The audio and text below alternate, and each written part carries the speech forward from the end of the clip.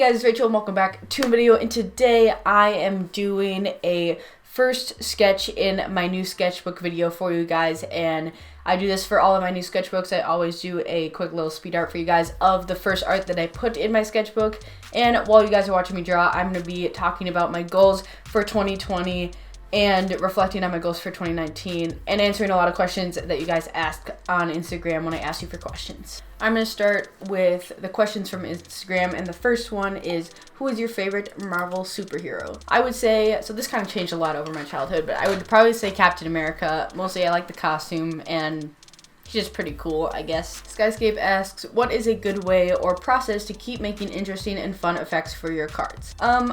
There's not, I guess, one answer for this. I would say usually what I do when I'm looking at card effects is I see what my game needs in general. So I know that for set 2, I need to push gadgets more. I think they need to be more powerful, especially because set 1 was very hero based. So I know I need to make gadgets more powerful, so I'm going to give them more powerful effects.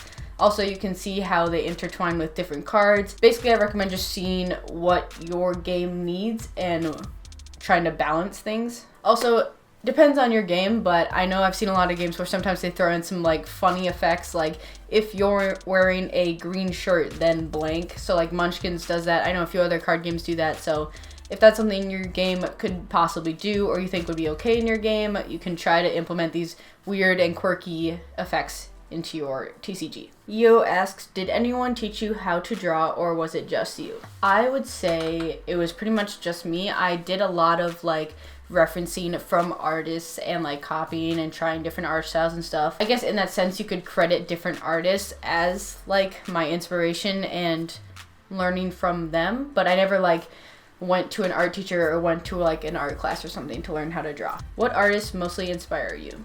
I get a lot of inspiration, one from Pinterest and one from Instagram in general. So I will often look for artists on my Explorer page, and if you look at who I'm following on Instagram, you'll see like all of the different artists that I love right now, and you can go to any of their profiles, and all these people inspire me all the time. How long did it take you to make set 1 of Heroic? Set 1 took me probably 2 years, but there are a lot of breaks in between making cards. Like I would just take like month-long breaks of just like not making anything, which is kind of what is happening with set 2. I just took a really long break, and we'll talk a little bit more about set 2 later in the video. But yeah, probably about 2 years to make all of set 1. What TCGs do you play? I used to play a lot of Yu-Gi-Oh, but now that I'm in college and I play with my friends, I play Magic pretty much like all the time. I play with almost every day, and I just love that game. I think Commander's really fun. I think Modern's really fun, although Modern is pretty difficult, but yeah, I play a lot of Magic right now. Do you sometimes get overwhelmed? If so, how do you deal with it? I don't know if overwhelmed is necessarily the right word, because yes, I get stressed out, especially because of how many, I guess, different avenues I have open to me, because I do a lot of different things that all boil down to like art. And art in general is kind of like a riskier career than other things. So yeah, I guess I get a little bit overwhelmed because I spread myself thin a lot over a lot of different things.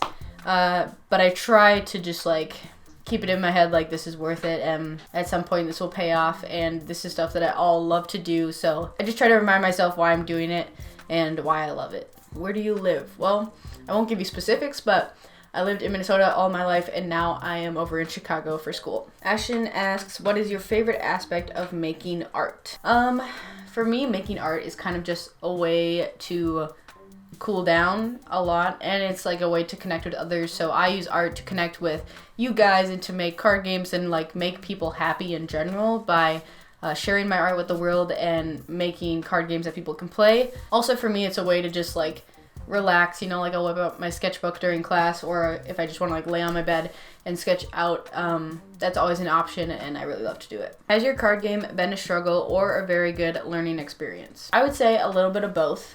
Like it's been a struggle because it's very hard to like keep at a card game, especially with how repetitive it can be and how long it takes to make like a well-made card game.